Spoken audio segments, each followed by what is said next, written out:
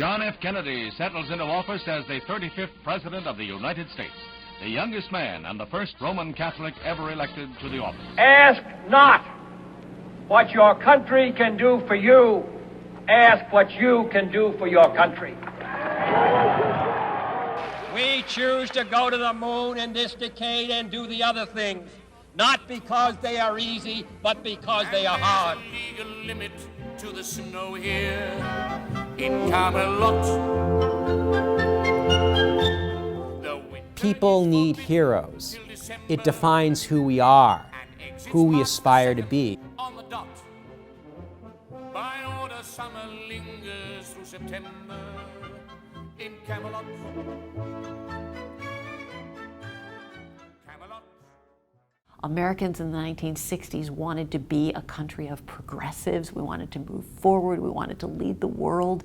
And Kennedy really embodied that.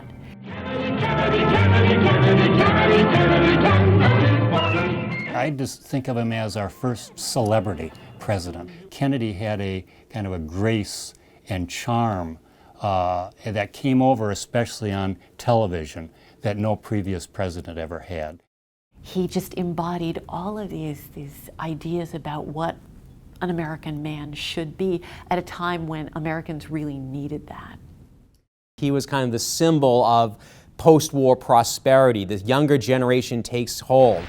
In the election of 1960 and with the world around us, the question is, he knew whether the world intuitively will exist, from the very half slave beginning or half that free, television was the next big thing and he would take advantage of it.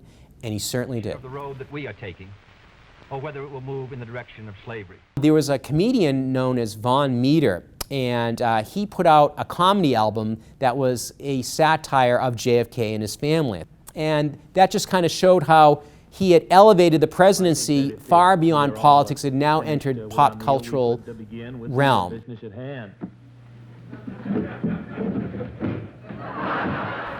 I think Kennedy's portrayals in film have been interesting in that, by and large, they have perpetuated the Kennedy myth. When Kennedy was still president, you had the PT-109 saga, how when his boat was cut in half by a Japanese destroyer, Kennedy heroically saved his crew. It definitely played up these images of JFK as a valiant war hero. The young man I play is a fellow from Boston. His name, Lieutenant John F. Kennedy. I think it was the tragic circumstances of his death that really account more than anything for the aura that he has now. The fact that the nation mourned for 4 straight days on television, united the country in this sort of community of grief. Among those who remember him and who study him, there is this hope that had he lived, he may have achieved greatness that was, snatched away from him because of the assassination. I think it's only natural that popular culture would reflect that nostalgic longing for JFK. Sounds of Silence by Simon and Garfunkel. Paul Simon wrote that song with regards to the Kennedy assassination and the loss of JFK to our society. Hello, darkness, my old friend. I've come to talk with you again, because a vision softly creeping left its seeds while I was sleeping.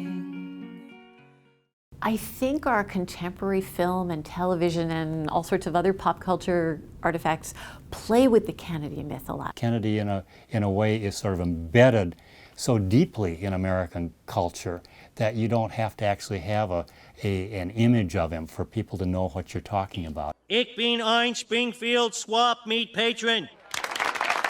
He spit on us. And I screamed out, I'm it! With JFK, he always stages a comeback. He's like a boomerang. You always come back to the original point with JFK.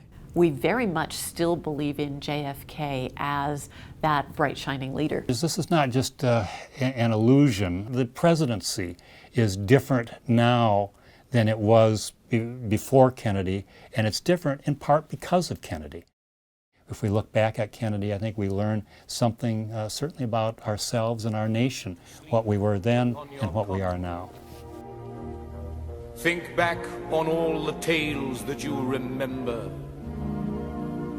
of Camelot